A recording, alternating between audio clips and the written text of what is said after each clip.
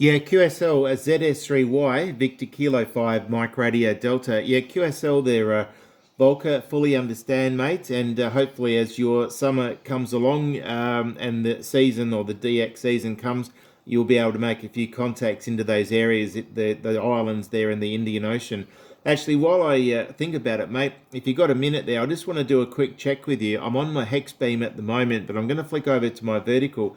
I did that little check when you were talking, and I think the Hexbeam is about 2 or 3 S points on receive anyway, stronger than my vertical. It's a halfway vertical, about 6 meters off the ground, and the Hexbeam is at 10 meters. So if you've got a minute there, Volker, I'm just going to drop the mic and I'll flick over to my vertical and I'll be right back to you. So I'm going to flick over now. This is a Hexbeam, and I go now.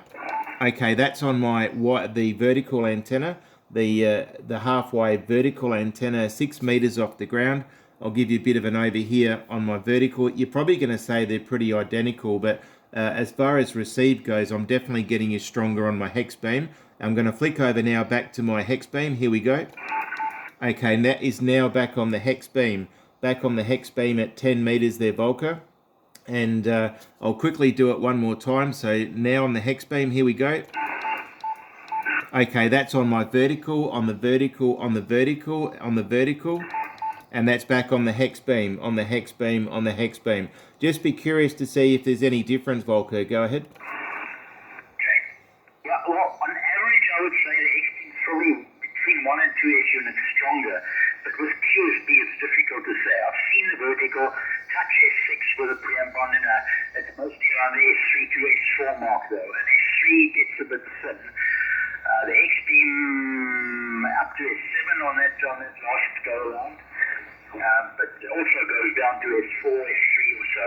So the fading is similar. I think on average, the Hexbeam was probably between 1 and 2 S units stronger than the vertical. But the vertical was also workable, no problem, Dave.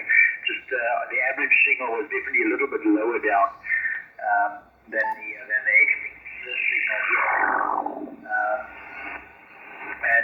Yeah, look, I mean, our summer's over. That's the vertical. We've got more than halfway through autumn now.